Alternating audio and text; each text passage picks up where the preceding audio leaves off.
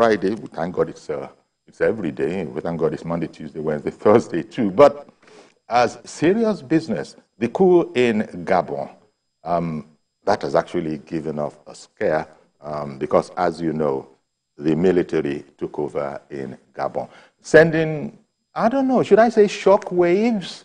Sending shock waves, across the continent, although it's Francophone Africa, but I don't know, maybe you might want to say if that is important or not. It's West Africa, it's a season of coups, it looks like something of an epidemic. And then, as a result of the scare, some of the papers this morning are headlining, because of course it's the army in these countries that are able to pull off these coups. So people are getting a bit apprehensive of their armies, and if you look at the papers, some of them are actually now beginning to retire or rearrange their armies so that, I don't know, they did, not that it was said that that was the reason why, but you know how it is. The AU, has suspended Gabon. ECOWAS has done the same. And how much of a problem is this? Of course, anywhere democracy is threatened, indeed, shown the short shrift like this, you imagine it is very serious. There was a time when we were saying, talking about current affairs, contemporary current affairs, that a coup is, it's not fashionable. Everybody knows it's not going to be acceptable. Yes, it isn't acceptable, but you still will probably be a bit surprised that these things are happening at all. So there we are. It's not as if it's going to be a real subject matter today, but we couldn't but mention it in passing and wanted to see if anybody at home out there also had anything to add to this whole matter. This matter of a coup still happening. How many are there now? I think at the last count, I'm sorry, I can't be very particular about this, but I think this is about the 8th in our region, in our sub-region, in the past 5 years or so. And in the case of Gabon, the family of the Bongo family, from Omar to Ali, the son of Omar, they've been in charge in Gabon, what, 50, 51 years now? And that is a problem. The people, are simply saying that, I don't know, it's not on. And then, as if to, to add salt to the wound, the citizens, they're showing in those countries that these are not unpopular coups. The leader of the coup in Gabon, as you would have read by now, was, carried aloft as a hero through the streets. People were jubilating. So this is very, very worrisome. I just don't know, what is it? What is it about these societies? Why? I don't know. It must be very difficult because on the one hand, democracy is the best form of governance according to most wisdoms out there. That it's democracy. Even we've heard that even a democracy, that has its issues is still better than even, the best form of military rule. And this is very, very worrying, I imagine, to a lot of people. Mr. George calling in from Ikeja. Good morning to you, sir. Good morning, Uncle Yori. Thank you. Uncle Yori, I've had various arguments that people are putting forward about these military incursions, especially in French former colonies. Some are saying it is because of bad governance, and others are saying people are perpetuating themselves in office. But the questions that have not been answered is, are the military better? Do they correct the wrongs they accuse others of making? The answer is no. If a government is not doing well, you have your laws in your country. You elected that person. Use the same law to put him out of government. He can be impeached. In some constitutions, there are clauses where you can impeach a non-performing leader. Why can't they opt for that option? Indeed. It is a question of greed. They have been greedy. just looking for opportunity to give as a reason why they now want to realize their greed. I don't agree with all those arguments. If I were the United Nations, all countries that decide to go the military way should be expelled from the Community of Nations. Their citizens should be deported from any country that is a UN member back home. They should not get any international financial assistance from all the international finance agencies like IMF, World Bank. They should not give them any assistance. Indeed. And such sanctions will squeeze them and force them not to ever think of going the military way. If already decided. Yeah, right. Thank you very much, Mr. George, for calling in with that submission. Because you see, for instance, in Gabon, they said they intervened to uphold the peace and that kind of a thing. And as you said, Mr. George, at the top, so how are you sure that the military will be better? This is part of the problem that we have. The very important question that you asked is, how are they sure that what you're replacing with is indeed it? I was reading Femi Faneka he put something out day before yesterday related to this. He even was predicting that, far from being surprised, he had prophesied this, and that he wouldn't be surprised if there was more to come. But other people have said that, I don't know how substantial this particular argument is, that, look, if there was good governance, take Gabon, for instance, 2.5 million odd people, how many times more in terms of population do we have in Lagos State, not to talk of any other state? 2.5 million people. It is very rich in key resources, yet nothing is happening. 2.5 million people. They couldn't manage that. It's been in the hands of one family right up until he was removed. The son of Omar Bongo, Ali Bongo, was removed. And here we are. Reverend Dominic, good morning to you, sir. Good morning, Chief Yori. How are you today? Very well, thank you. I want to continue where my brother and my friend stopped, George. Yes. I don't think Q is answer to bad governance, if it is bad governance. But one thing that worries me, Yori, is this. The influence of international community in these states. The international community have been hypocritical. They will support these boys somehow. They will come on open and do something else. Niger Republic, the problem there was their uranium, which France and maybe part of Europe and China and other nations are dragging. If they can't have access, they create chaos. The one thing AU must stand is this, and be bold about it. We are independent nations. Africans are no more that colonial masters regime. If we are independent, we must be independent. Africa is rich. To tell the international community to remove their influences in this area. In these areas you are looking at, you will see a mineral resources that Europeans or Chinese or other people are dragging, and the only way to get it easy is to create chaos. Military coup is not the best. If you are part of what we did in Nadeko in the 90s, no man will rejoice when a military come into power. My office was bungled for that time over, even though there was nobody dead. What I'm trying to say, I have had people in Nigeria say it is because of people who rig election. If you rig election and come into power, why do you want to correct an error with an error? Two wrongs does not make good.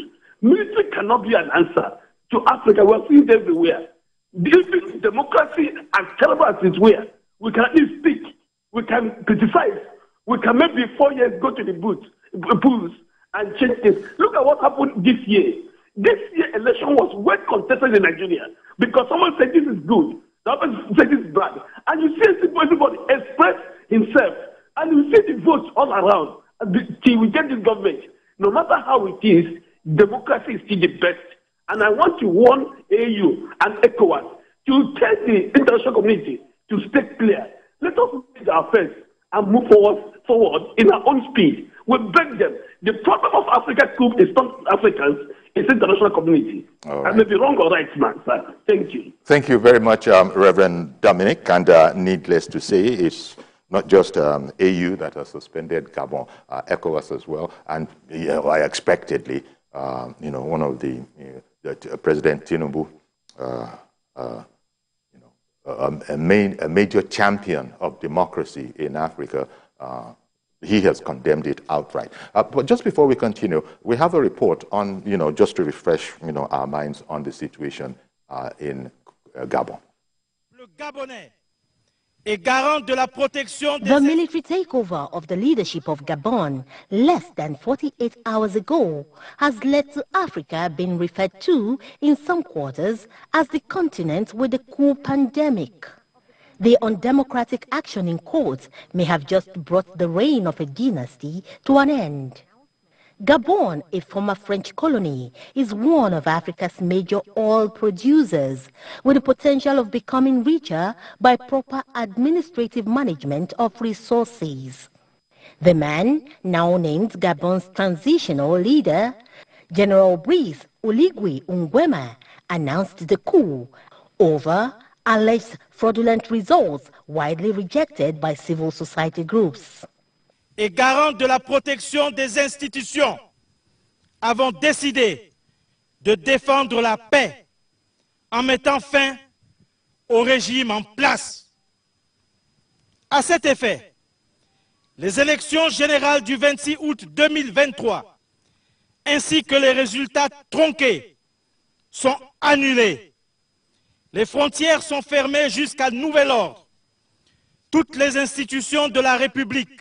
The overthrow of Mr. Ali Bongo brought to an end the grip his family had on power in the Central African nation for over 50 years. My son is somewhere, my wife is in another place, and I'm at the residence. Right now, the army officers also said they had arrested one of Mr. Bongo's son for treason. And the people of Gabon carried Mr. Nguema through the streets in jubilation, like the man who served the sweetest cake ever. General Nguema was first aide-de-camp to Ali Bongo's father, Omar Bongo, who ruled for about 42 years until his death in 2009. Under Mr. Ali Bongo, General Nguema first worked as a military attaché at Gabon's embassies in Morocco and Senegal. But in 2018, he was made intelligence chief under the elite Republican group, Gabon's most powerful army unit, replacing Ali Bongo's half-brother, Frederick Bongo, before getting promoted to the rank of general. And in what seems like a protective reaction, Rwanda's President Paul Kagame, who doubles as the commander-in-chief of Rwanda's defense force, same day of the coup, approved the retirement of 95 military generals and senior officers, as well as 930 junior soldiers. And in Cameroon, President Paul Biya, one of Africa's longest-serving leaders, also made new appointments in the country's defense ministry's central administrative unit. Jacqueline Ogo, TVC News.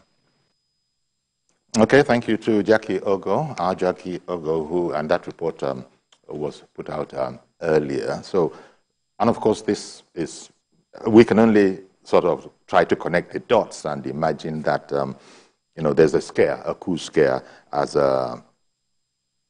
some African leaders, some countries, Rwanda, for instance, is retiring 12 generals, according to newspaper reports, and over 800 other ranks as well. The Cameroon, has reshuffled its military. So it looks like of course, that even goes without saying, everybody is sitting up and taking notice. Well, so far, this has only been in Franco. This wave has been in Francophone West Africa, but God forbid, it mustn't spread. It can't spread. And as Mr. George, who called in earlier, if drastic measures are taken so that people who are even thinking about a coup know that they're going to be sent to Coventry, where, they're going to be ostracized all around the world. You won't, and no man is an island. No country can live as an island unto itself. But because, for instance, the ones in Gabon have sought to assure their partners around the world that they will keep up to their, international obligations. That's not the point, is what Democrats in Africa are saying. You can't take over through the barrel of a gun and then tell us that you're going to keep up to all your obligations. Ada in Jos, good morning. Morning, Yori. Yeah. Ada, calling from Jos Associates. As much as I don't think coup is the answer, Yori, the people they are helpless. Let me. What do you want them to do? Suggesting that they go to court and resolve it. Is the judiciary even better in the African context? That is the problem. So all I'm trying to say that is the other African countries like Rwanda. Okay, Rwanda, there's even a semblance of good governance there, so they could escape it. But you see this Cameroon, Dia, they should be careful, because I foresee that one happening in no distant time. Then AU itself, it suspends Gabon, and they've been suspending all the countries that have been involved in this coup thing or whatever, But I feel that they should be proactive rather than being reactive. Are you trying to tell me that they don't have a say? For instance, if these countries are being exploited by the West, don't they have a say? Or then even with the African countries, when these leaders are having a kind of dynasty, don't they have a say? I don't understand it. It's ridiculous as far as I'm concerned. So all I want to say here is that, like Nigeria, we shouldn't be thinking that it can never happen. I don't want it to happen, but it can happen. Of course. The way things are going. Of course. Exactly. So the best thing is good governance. President Bola Tinubu promised us that he will restructure this country. He said it in every way he went for campaign. I was following him. Now he doesn't talk about restructuring again. He said so. They promised restructuring. When they got in, they started asking us what is restructuring. They even set up their own panel, headed by one of the governors in the north. And at the end of the day, they made recommendations. Nobody even looked at those recommendations. So President Tinubu should not take things for granted. Shouldn't take us for granted, When you push somebody to the wall, and then the unimagined becomes imaginable or whatever way, I don't know. As I'm here now, it's really fighting hard. All the same, let's not give up on Nigeria or I didn't. Indeed. Thank you very much, Ada, for calling in. As you say, nobody can be complacent. No country can be complacent. But thankfully, we are highly experienced, if you want to put it that way, in terms of coups, in Africa. And I think we've got to the level where we are saying no more, never again. And I guess we'll leave it like that. But as Ada was saying there, everybody knows that if governance was tight, was the way it should be, if the citizens felt of those countries where these things are happening, that they're being well taken care of, then there wouldn't have been any reason for the coup, not to mention it being a popular coup where people are taking to the streets and are jubilating, because people in certain situations feel that any kind of a change will be better, but the taste of the pudding is in the eating. It's when you start the coup, when you start running with this illegal government that has imposed itself, that you begin to know, aren't we in trouble? Didn't we come out of the frying pan and hop into the fire? Okay, we'll just close this section. It was a small section, so to speak, but we couldn't but touch base on it. And thank you guys out there for calling in and commenting on this issue. Okay, I don't believe, we don't have another call. So we'll just take a break now. Stay with us. We'll be right back.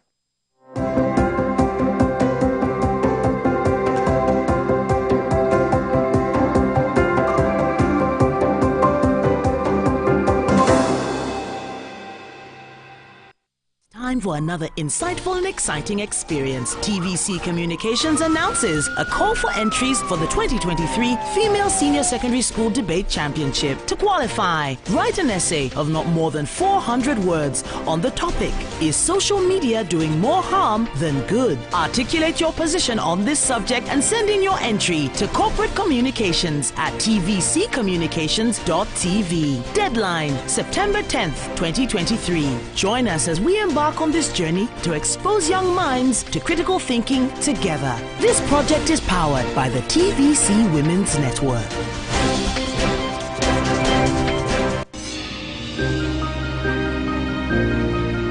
Sometimes it's the story that calls. At other times, the people just want to be heard. School, I need students, but I need teachers. Can't continue like this. Their voices re-echoing through time itself. We haven't done anything. If the tide is high, everybody run for safety. Their tears leave a sweet, sour taste for all their demands. A familiar call beckoning for change. In our world, no one expects a disaster to happen. But when it does, we'll be there to x-ray all sides, from the east to the west, north and south. Committee Forum will examine the oddities and challenges to economic development, as well as issues yearning for government intervention. Watch fresh episodes of Community Forum on Sundays by 9:30 p.m. only on TVC News.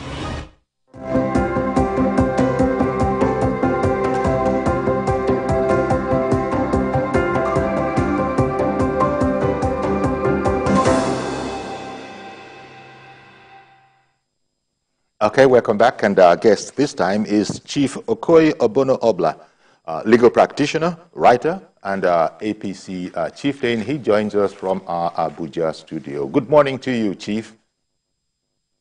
Good morning. Thank you for making time for us. The Niger Delta Development Commission. It looks like I've been seeing messages of gratitude, congratulations among themselves, and we're talking here about the constitution of a new NDDC board. What's the reason? What's the reason for? Because people have taken out space in papers. What's the reason for the happiness, so to speak? It was going to happen. It should happen, and it has happened. But then it has been championed. The very constitution of the boards by the president has been championed as, oh, good, great stuff. Thank you very much, Mr. President. What are the matters that are arising from this? Well, it's for us in Crossover State, it is a sad commentary. Okay. And we are completely discouraged. Yeah. We are completely discouraged because we fought so hard, the APC, and we were able to get more than 33% for President Bola Tinubu. But the representative of NDDC, one Asu Okan, is a PDP man. He's not even a moderate PDP man. I will call him an extremist. And he has been foisted on us, despite the fact that we have a governor who was elected under the platform of APC. We elected 2 senators out of 3. We elected 5 members of the House of Reps. The Cross River State House of Assembly has 18 APC members. So Cross River State is an APC state in all ramifications. And indeed, the leader of the APC in the South-South geopolitical zone is supposed to be the Governor Basi Ededu, who is the governor of Cross River State, the only APC governor in the South-South geopolitical zone. But we are now fostered with a PDP man who was nominated by somebody who is not from Cross River State. And I think that is very disrespectful to our governor. And I think it's calculated to undermine his authority and his position, his leadership of APC in the South-South. So we are discouraged. And yes, the Calabar was rocked by protests by APC members, on why a PDP extremist, somebody was insulting our national leader, President Bola Ahmed Tinubu, in Twitter, Facebook, and other social media, platforms during the election. So, and in his local government area where he comes from, it's not an oil-producing state area. If you look at the law, Section 2(1), A to Roman figure 1 to 9, it is clearly stipulated that the representative, that is the commissioner, from each state must come from an oil-producing area, not an oil-producing state, oil-producing area. That is the word used by the lawmaker of the NDDC Act. And this guy is from a Tung local government area in central Cross River State. The oil-producing areas of Cross River State are Bakassi, Odupani, and Akpabio local government areas. So we are wondering why that should be. And this guy was also in the forefront on the onslaught on APC members during the last presidential, governorship election, state assembly election, national assembly election.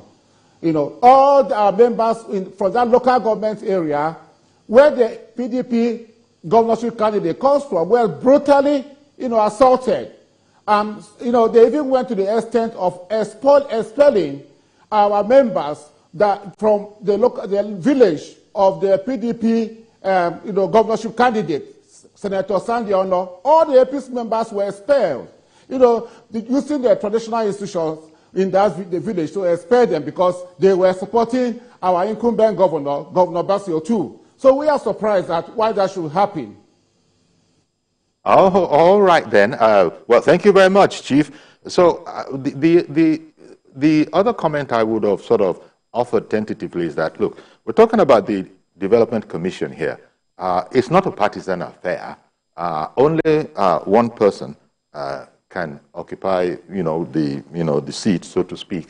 But the way you've framed it, it has become almost partisan. Yet whoever is in charge cannot not serve all the other areas. After all, one man can't be from all of the areas that are indeed qualified. So it's a bit, I don't know, do you see it from that point? Is it possible? Is it possible to also see it from that point of view? Partly, you can see it from that point of view. But what is politics? Who gets what, when, and how? So if you cannot remove partisanship from governance, from politics, that is why we have political parties. What are political parties? Political parties are people of the same political persuasion and ideas coming together to form a platform in order to win elections, to take over government. So you cannot remove completely detached politics, partisanship from governance. We are talking about the democracy, whether in America, whether in the UK, whether in India, you must have a platform. And that is why one of the constitutional requirements for the president to contest election is that he must belong to a political platform. For a governor to contest an election, he must belong to a political platform. For all elective positions, to be eligible to contest, the condition precedent that you must belong to a political platform that is registered by INEC, vested with the powers to sponsor candidates for election. If you do not have, if you don't have a platform, you cannot contest any election in Nigeria. So you cannot, say that this is about governance, this is not about politics. Sure, it is about governance. It's also about politics. It is intertwined. They go hand in hand. So, well, clearly, you would have been, a lot happier, not just you, but also people from the region as well, if, because you've explained how you think that the Cross River area has been hard done by in not getting as much as you feel, going by results, for example. This is how politicians sometimes calculate their chances as to whether they will emerge. Going by what you say has been your contribution from your region to the success of the emerged administration, they should have got better. Specifically, what areas would you say the actual grievances are in? Well, our grievances are very clear. We work very hard. I know Cross River State is part of the former Eastern Nigeria. And P2B is Anambra. So the sentiments were there, okay? But we work very hard to sell our president, our dear president, President Bola Tinubu, because Cross Riverians, or those of us in APC, we felt he was the best of all the presidential candidates. So we should be rewarded after working hard to deliver, him because the campaign was very difficult. As I've mentioned, that P2B is from an area that forms part of the Eastern region, which Cross River State was part of. So the sentiments were there, Akwa Ibom, you know, and you can see the result. We were able to muster about 30-something% for President Bola Ahmed Tinubu. The same equally in Akwa Ibom State. So I think we should be rewarded. We should be encouraged so that next time we'll do better. You know, because PDP has been under the conservative, political circles for a very long time, since 1999, the exception of democracy. So this is the first time we, the progressive, are taking over the state. So we have to be encouraged in terms of appointments. Every politician wants to be rewarded. After working hard, delivering a candidate, you should be rewarded. In as much as the government has to be inclusive, but it's certain appointments that should be reserved for members of the political party that have delivered votes. So if you do that, you encourage people to work harder. Okay, I hear you, Chief. And let me just bring in Christopher. Christopher has called in from Yori in Delta State. Good morning, Christopher. Hello, good morning, Uncle Yori. Good morning, sir. Thank you for calling in. Yes, because I just, like what your guest is saying in Abuja. Yes. Your guest in Abuja. First of all, I'm Mr. Christopher, speaking from Delta State, Yori. Okay. I am a coordinator of Tinubu Shetima for Good Governance, Delta State chapter. Actually, like what the chief is saying on your studio, you see similar thing is playing out on all the support group in Nigeria that supported Asiwaju Bola Ahmed Tinubu. Because we know very well, during that electionary period, some of us paid a lot of money during when Emefiele decided not to release the cash crops. We know what we passed through. So it's an eyesore. You see somebody like we, as coordinators, various state coordinators, what we are putting in for this government to come. There's somebody from PDP who were battling in the battlefield, threatening jail at death. Our people will be assaulted from different angles. There's somebody who is not, we have some videos for those who will get this government for the ab initio. So we've seen them leaping for where they did not sow. It's an eyesore. 2027 is around the corner. So there's a paper where, even in Bible, it's stated there, give what belongs to Caesar, and what belongs to God, to God. APC is a progressive party. So people should remind our president that people work for this government and they should not leave them behind. Like the chief that is on your studio. Look at what he's saying. In Cross River State, how can such fellow be given a position where it is not planted? Can somebody be working in vain in Nigeria? So this reward system, if it is not there, we are talking about insecurity in Nigeria. What causes insecurity? When you are not tackling the real issue on ground. Don't say big insecurity. Please, let's send a message to our president and to our party, and to the party in question, the APC.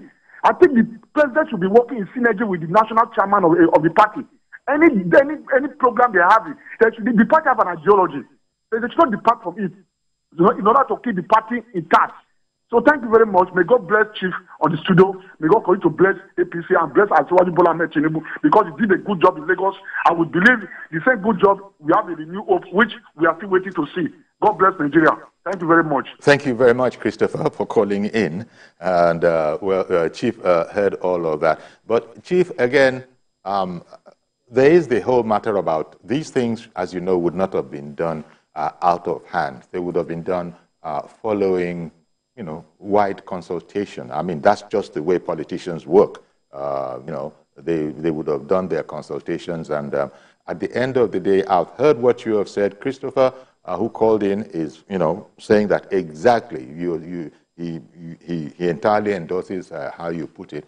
But there's this whole matter, too, isn't there, of a governance of government of cohesion, participatory governance. Nobody need be shut out. There are those considerations. I know that just having listened to you, you might not be too sympathetic towards that, but it is a factor, isn't it? It is still a factor. Well, I believe in inclusivity. It's one of the ingredients of democracy. But, even in law, to every general rule, there must be an exception. If you pack appointments in one particular local government area. That is not inclusivity. Let me tell you, the nominee for NDDC from Cross River State is from a local government area in the Central Senatorial District of Cross River State. The name of the local government area is Etung. The Minister for Social Development, Senator John Owaneno, is from that local government area. So our Secretary to Government is also from that local government area. And, to take the NDDC representative to that local government area, again, is a violation of the federal character principle.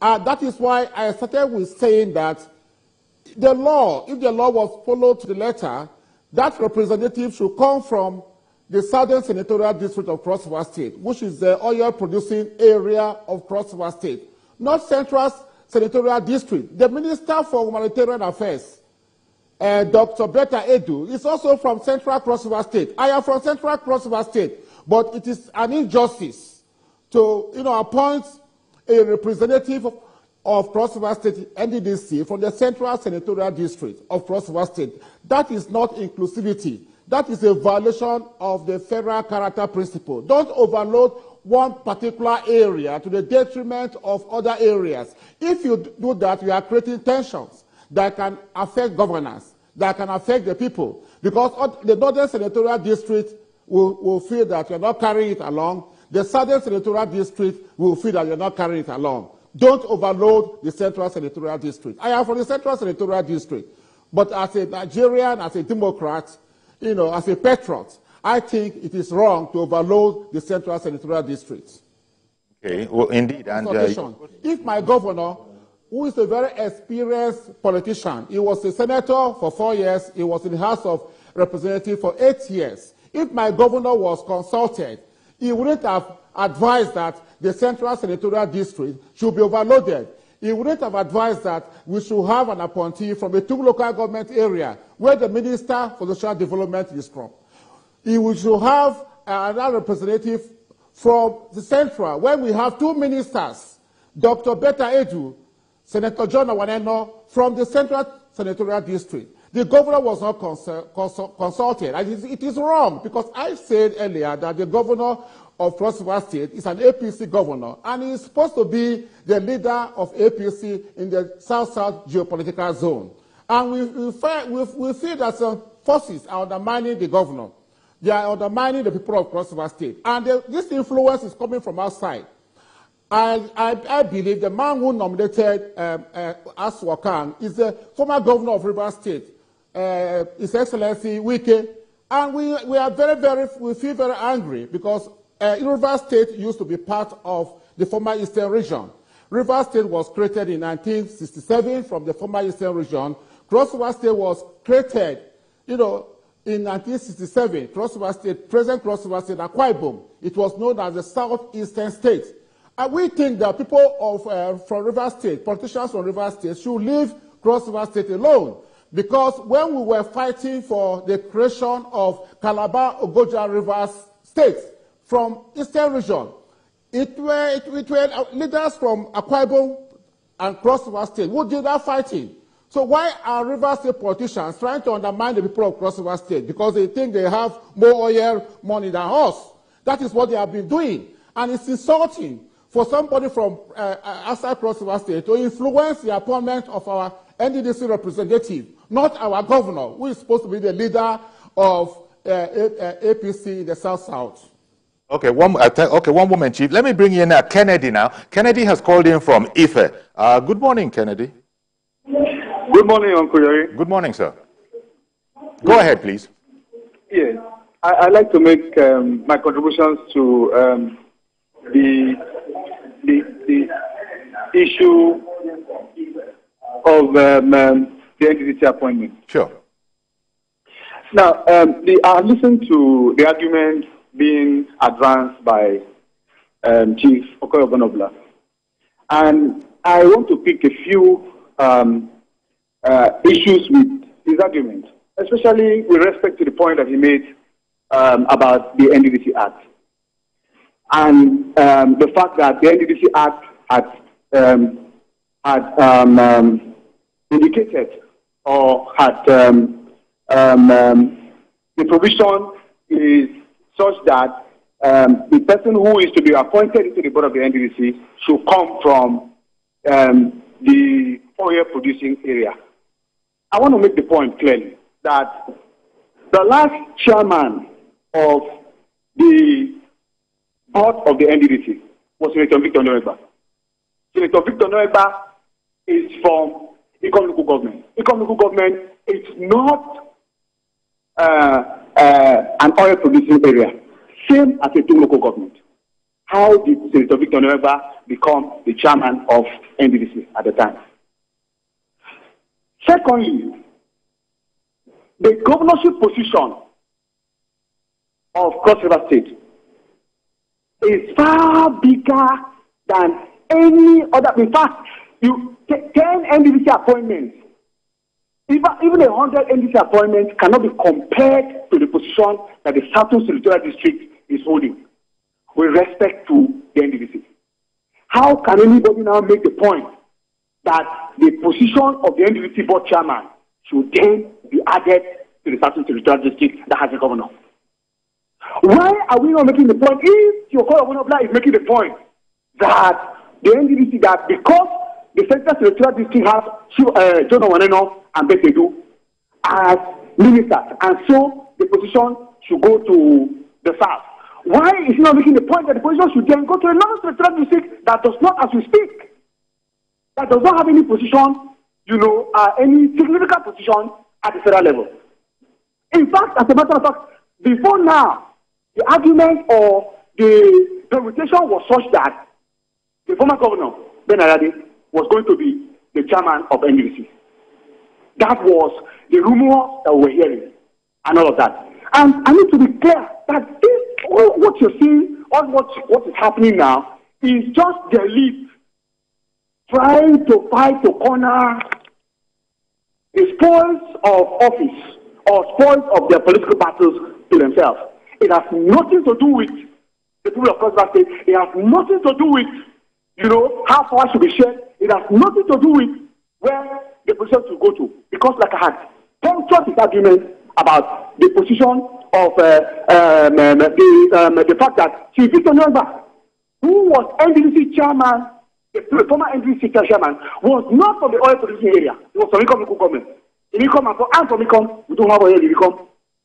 They do the same thing that he mentioned. So why are we there making the point that the NDDC chairmanship position should not be in the thing, it should never be in Bakassi? All right. I want to thank you. Thank you very much. I gave you all that time, just so that we could get you clearly. And I'm sure Chief Okoye Obono Obla also got you clearly. What would you say to, Kennedy? Well, with due respect to him, is Badadash. That's his point. Yes, Victor Noegba, Senator Victor Noegba, SAN, is from Ikom local government area. Ikom local government area is not an oil producing area. But the fact that Senator Victor Noegba was appointed chairman from a non-oil producing area does not make it right.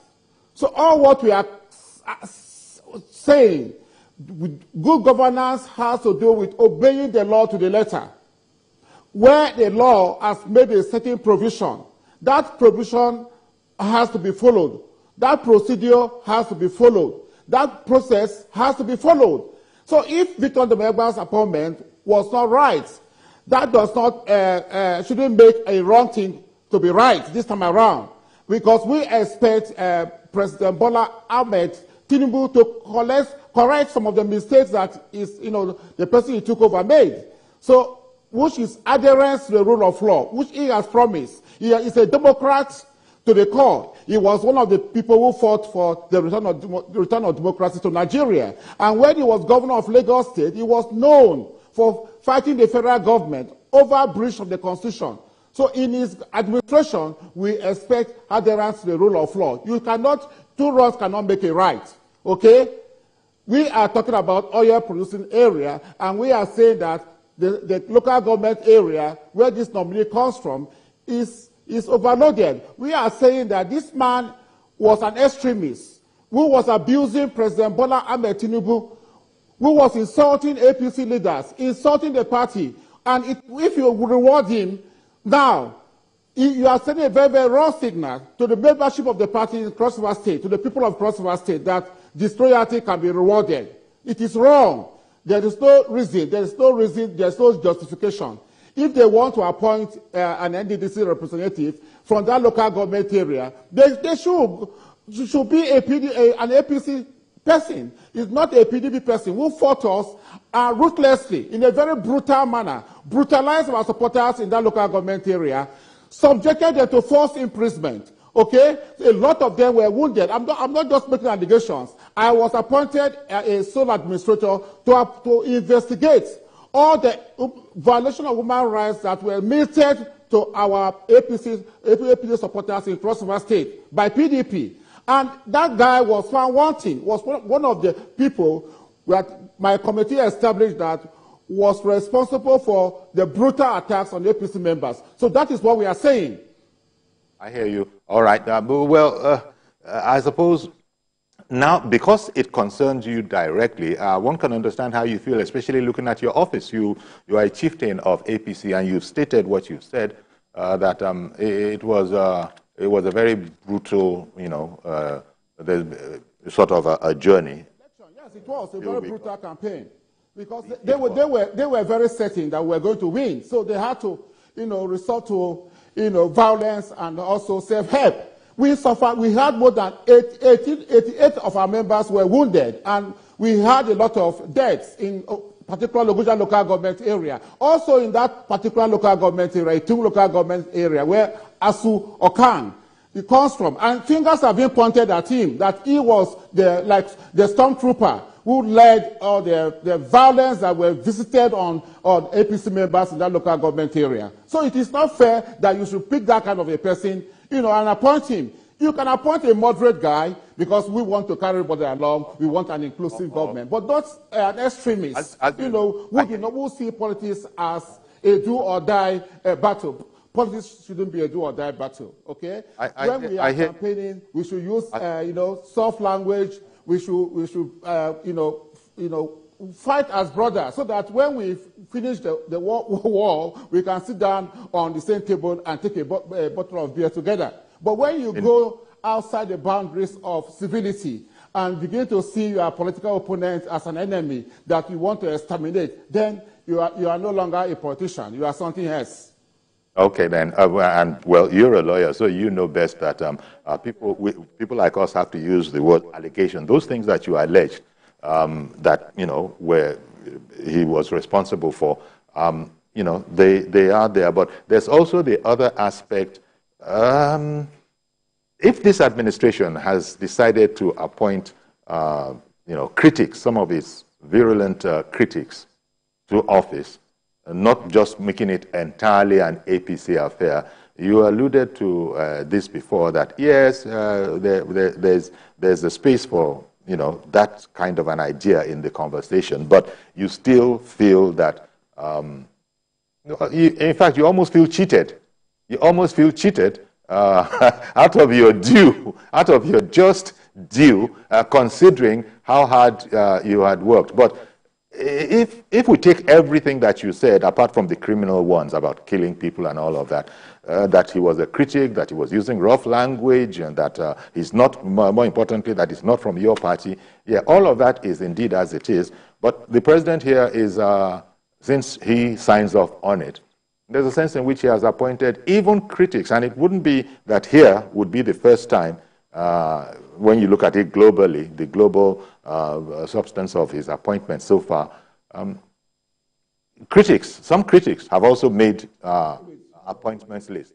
Surely that is not something that is unimportant. It's just that, well, since it came to my domot here, I feel the pinch. And I am saying that we feel hard done by, and that we need to be, because it has been done now. It has been done. And the development, as I pointed out, in the NDDC will not be only to specific areas. I'm sure everybody is going to be watching like a hawk, and it must be seen to be spread around the areas of the Niger Delta Commission. Well, I am an apostle of good governance, and as I said before, good governance is intertwined with promotion of inclusivity in government. I am not adverse or I'm not opposed to the president appointing members of the opposition.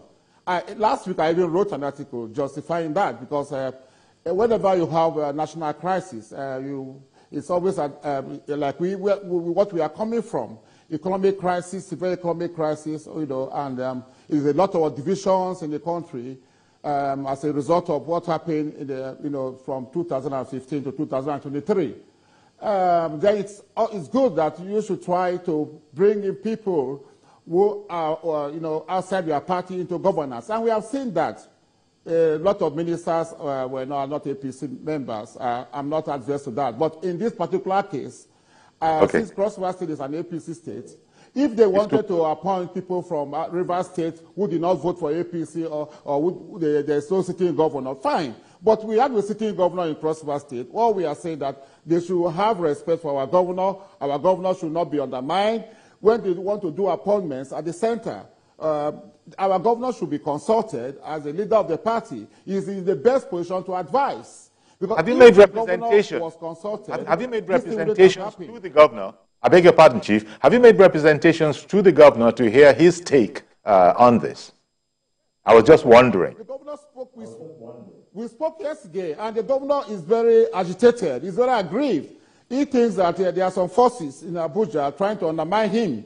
Okay? Because yesterday he had to address demonstrators who thronged the government house, Calabar, to protest. It was a massive protest. If people are happy, they will not protest. Okay?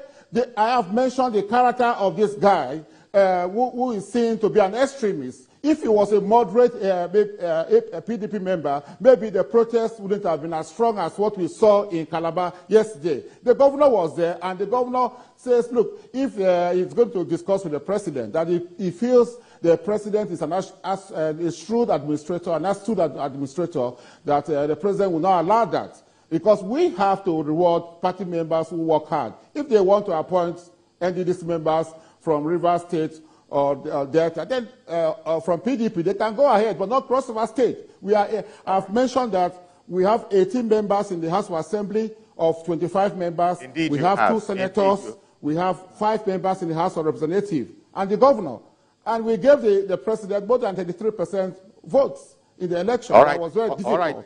Because PTOB was coming from our backyard, Thank you very much, Chief. Well, indeed, I want to thank you for taking time out to let us know exactly how some members of APC, especially in the area that we're talking about, feel about this whole matter. Thank you very much for coming on and letting us know that, well, it has been done, but you're not happy about it. And I'm sure also APC leadership is hearing all of this as well. I want to thank you, because now people know, who are not close to the issue, how people are feeling about, what other people are happy about. Thank you very much, Chief Okoye Obono Obla. Appreciate your time this morning. Thank you. Okay, then, so that's indeed. Yes. So that's our program today. Please join us for a fresh edition on Monday at 11 o'clock. Do have a great weekend. I am Yori Folarin. Bye-bye for now.